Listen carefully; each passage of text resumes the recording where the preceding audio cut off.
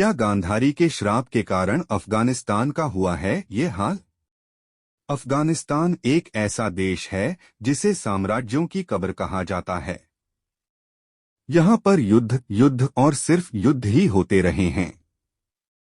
कहते हैं कि पहले यह क्षेत्र भारतवर्ष के आर्यावर्त के क्षेत्र में एक जनपद गांधार प्रदेश का ही हिस्सा हुआ करता था। महाभारत काल में यहाँ पर राजा सुबह का राज था जो गांधारी के पिता थे। कहते हैं कि राजा सुबह की पुत्री गांधारी ने धृतराष्ट्र से मजबूरीवश विवाह किया था। इसका कारण भीष्म थे। अंधे महाराज धृतराष्ट्र के लिए भीष्म ने गांधार नरेश की राजकुमारी का बलपूर्वक विवाह धृतराष्ट्र से कराया था। गांधारी के पुत्रों को कौरव पुत्र कहा गया, लेकिन उनमें से एक भी कौरववंशी नहीं था। धृतराष्ट्र और गांधारी के 99 पुत्र और एक पुत्री थीं जिन्हें कौरव कहा जाता था। गांधारी ने वेदव्यास से पुत्रवती होने का वरदान प्राप्त किया था। इस वरदान के चलते ही गांधारी को 99 पुत्र और एक पुत्री मिली थीं। सभी संतानों की उत्पत्ति 2 वर्ष बाद कुंडों से हुई थी। गांधारी की बेटी का नाम दुःशला था। गांधारी जब गर्भवती थी तब धृतराष्ट्र ने एक दासी के साथ सहवास किया था, जिसके चलते युयुत्सु नामक पुत्र का जन्म हुआ। इस तरह कौरव 100 हो गए। गांधारी का शकुनी नामक एक भाई था।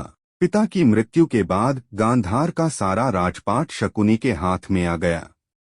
ऐसा कहते हैं कि भीष्म ने राजा सुबल के पूरे परिवार को नष्ट कर दिया था, तो उसका बदला लेने के लिए शकुनी ने कौरव और पांडवों को आपस में लड़वाकर पूरे हस्तिनापुर का नाश करने की साजिश रची थी।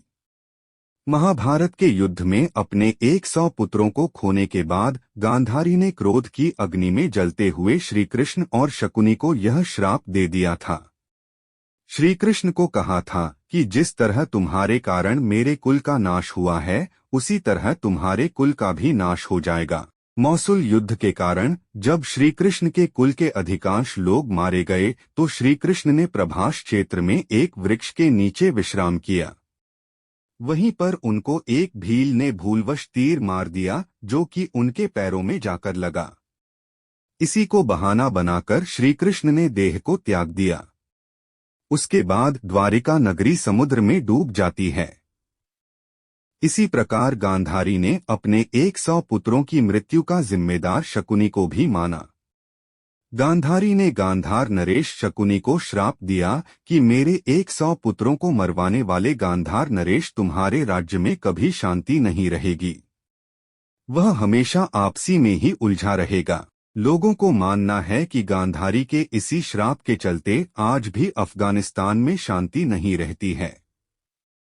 तालिबान से पहले और तालिबान के बाद और फिर से तालिबान के कब्जे के दौरान अभी तक निरंतर इस देश में अशांति का साम्राज्य कायम है। यह देश कभी भी किसी भी काल में पूरी तरह शांत नहीं रह पाया है। एक किंवदंती भी प्रचलित है कि सिकंदर अफगानिस्तान को जीतने के लिए संघर्ष कर रहा था, तो उसकी मां ने एक चिट्ठी भेजी जिसमें लिखा हुआ था कि दुनिया को जीतने वाला सिकंदर इस छोटे से अफगानिस्तान को क्यों नहीं जीत पा रहा है। इस पर सिकंदर ने चिट्ठी का जवाब देते समय उसके साथ अफगानिस्तान की मिट्टी भी भेज दी। कहते हैं कि वो मिट्टी जब सिकंदर के गांव मकदूनिया में पहुंची तो वहां भी झगड़े शुरू हो गए। यानी अफगानिस्तान के लोग हमेशा लड़ते रहेंगे, पहले विदेशियों से, और जब वो नहीं मिलेंगे तो आपस में ही लड़ते मरते रहेंगे। ऐसे ही मजेदार वीडियो देखने के लिए चैनल को सब्सक्राइब करें।